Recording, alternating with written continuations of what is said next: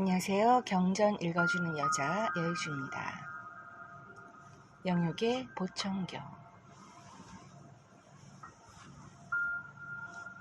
병자년 서기 1936년에 보청교주 차경석이 그의 나이 57세로 세상을 떠났다. 그러자 수백만의 교도가 그를 왕으로 받들어 나라를 회복하겠다던 뜻이 일시에 무너져 다들 땅을 치며 통곡하고 오열하였다. 당시 목격자들의 말에 의하면 정읍 일대의 교통이 다 두절되었고 천지를 암울케 하는 교인들의 울음소리와 서러운 그 눈물이 다 어디서 쏟아져 나왔는지 지금 아무리 생각해도 도저히 알 수가 없다고 한다. 교주가 죽자 경찰은 즉각 교 본소를 접수해버렸고 전국 각지의 교당 간판을 떼어버렸다. 그리고 압수수색 교인의 구금 및 체포, 고문 등도 또다시 시작되었다. 원래 보청교 본소는 보청교 운동이 한창 왕성하던 때인 을충년 서기 1925년에 착공하여 그해 8월에 경찰의 압력으로 잠시 공사가 중단되기는 했으나 4년 뒤인 무직년 서기 1928년 겨울에 준공하였다. 그 형성 과정과 규모를 당시의 자료를 근거로 하여 살펴본 이의 말에 따르면 대략 아래와 같다. 우선 총 공사비가 150만 원이었다. 혹은 100만 원이었다고 기록되어 있는 데도 있지만 그 당시 총독부의 한 해 총 예산이 2억 4천만 원 가량이었고 당시 조선의 수출입 규모가 각각 300만 원을 조금 웃돌았다 하니 가히 엄청난 금액이었음을 짐작할 수 있다. 이듬해인 기사년 서기 1929년 3월 15일에 태극 전 준공식을 하려다 태극이라는 명칭이 불운하다는 경찰의 이의 제기로 무산되고 말았다. 이때 전국 각지에서 몰려든 교인과 구경 온 사람들은 경찰에 의해 강제로 훼손되었고 교당 간부들은 체포 구금당하였다. 이에 격분한 교인들이 갓을 들이치고 주변 건물의 지붕에 올라가 기압장을 들고 경찰과 대치하는 등 일촉즉발의 상황이 벌어지기도 하였다.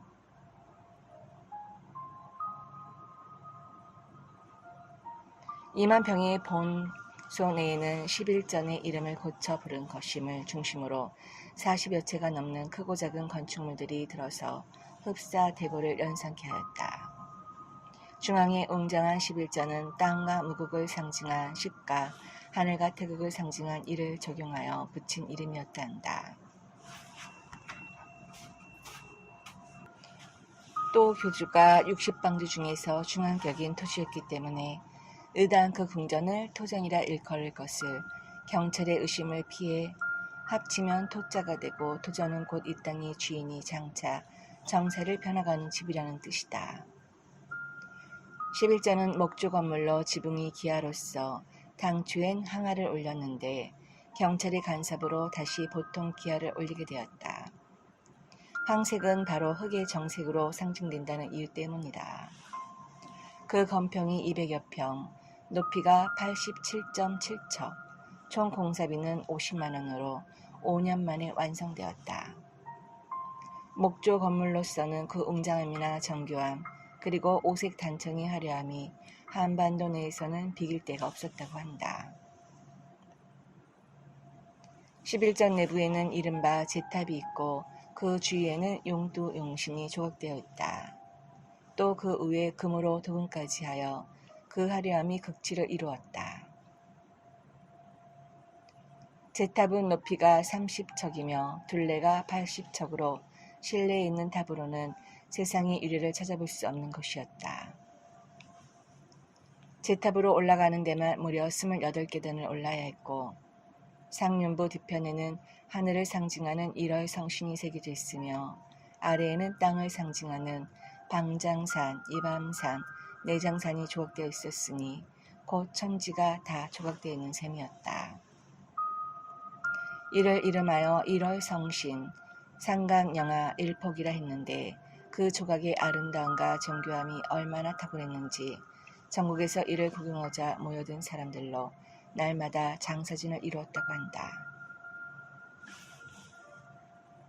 당시 사람들은 이 제탑을 장차 천자가 앉을 용상이라 일컬었다. 11전을 건축할 당시 길이 40척짜리 들불 6개를 비롯해 무수한 거목들을 이 한반도 내에서는 구할 수가 없어 만주의 양증산이라는 곳에서 구해 뗏목을 만들어 바다를 건너고 char로를 통해 운반하였다. 대들보로 쓰일 거목 하나에 운반비까지 합하여 1,600원이 들었으며 지금의 1,000원역짜리에는 나무 하역을 위한 임시 정치장까지 생겼다 하니 그 공사의 규모를 가히 짐작할 수 있을 것이다. 이 11전을 지을 때 경복궁에 근정전을 지었던 생존한 도편수가 지휘를 하고 중국에서 온 장인들이 일을 했다는 말도 있다. 사실 그 규모로나 화려하고 정교함이 근정전을 웃돌았다고 한다.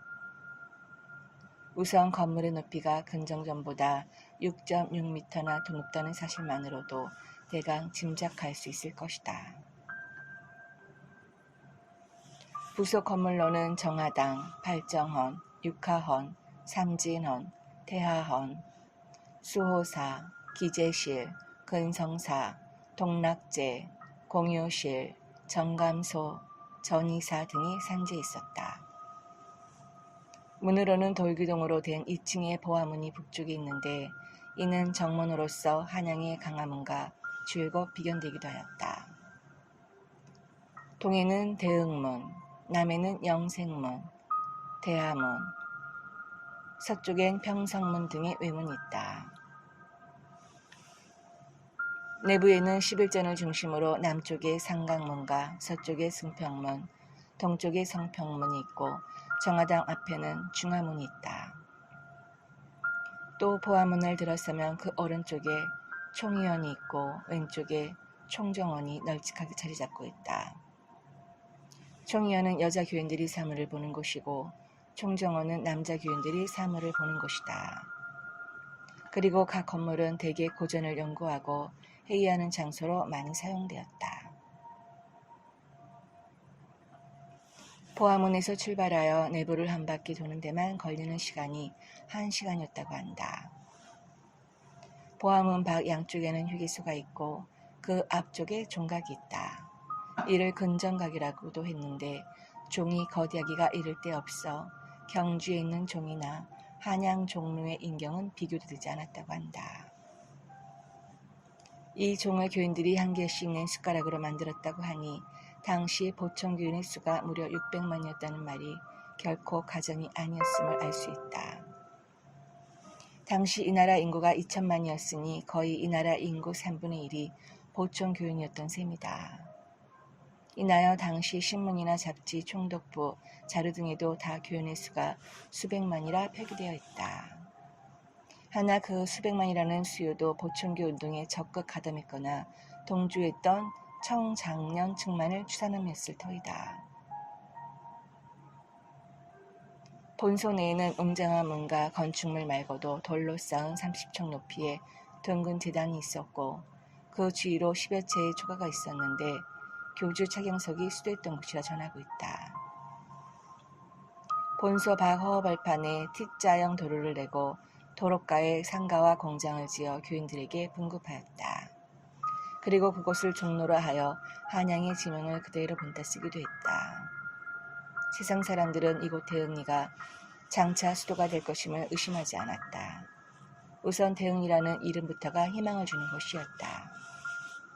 그리고 앞에서 밝힌 바와 같이 대흥리 주변의 산세와 지명이 자기적으로 붙여진 이름이 아니라 예로부터 불려왔던 것이었다. 때문에 사람들은 반드시 새로운 왕조가 이곳에 개창되리라 믿었다.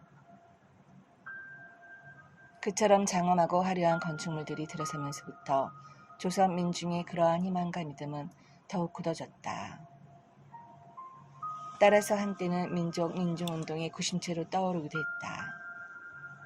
재로 나면 전국 각지에서 그토록 보청교 운동을 지지하며 모아들였기에 그처럼 웅장하고 화려한 건축물들이 세워질 수가 있었던 것이다.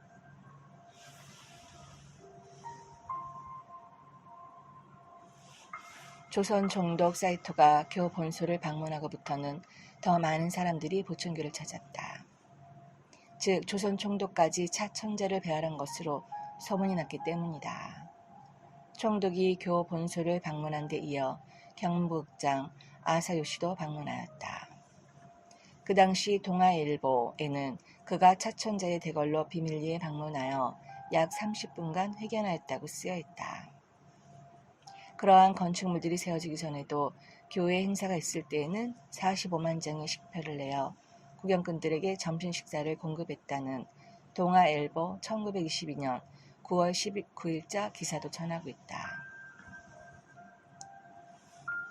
교주 차경석의 인물이 얼마나 기걸 찼던지 아무리 대담한 사람일지라도 그 앞에 이르러서는 고개를 숙이고 절하지 않는 사람이 없었다고 한다.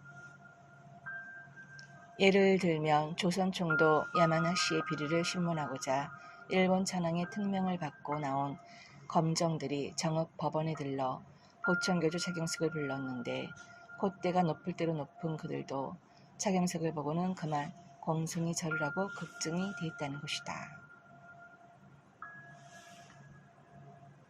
그런가 하면 상해 임시정부에 상당한 파문을 던진 사건 아닌 사건도 있었다. 임시정부에서 여운형, 김철수 등의 거물들이 독립운동 자금을 구하기 위해 보천교주를 찾아왔는데 이들이 교주에게 사배를 올리고 5만 원을 받아갔다는 것 때문이었다. 사배는 군부에 하나여 올리는 법인데 보천교주에게 사배를 한 것은 임시정부의 의장을 흔들어 놓았다는 것이다.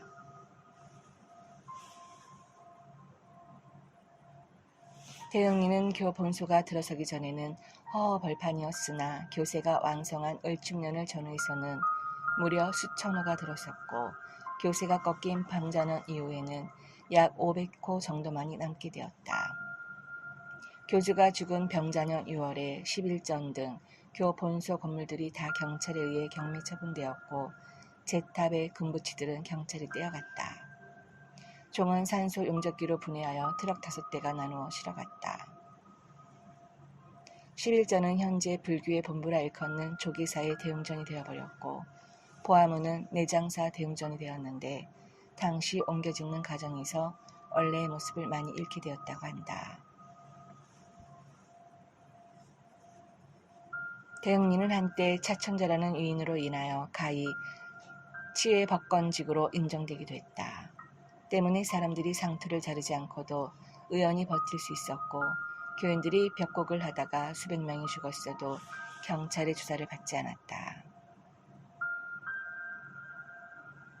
보천교는 교도들의 터무니없는 미신, 예언 등으로 언론이나 총독부에 무식한 대중으로 인식되기도 하였다. 당시 동아일보 1922년 2월 21일에는 이와 같이 씌어 있다.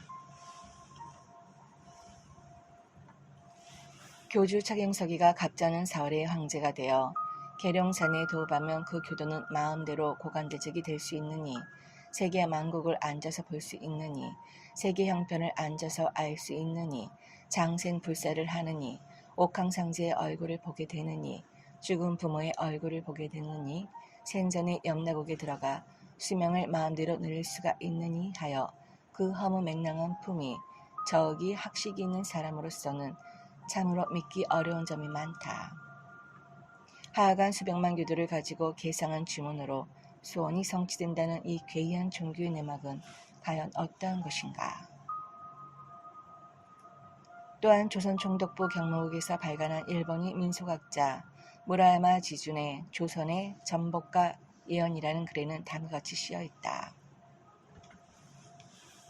1933년 1월 29일 보천교인 경남사람 김모는 정읍에서 다음과 같은 예언을 선전했다.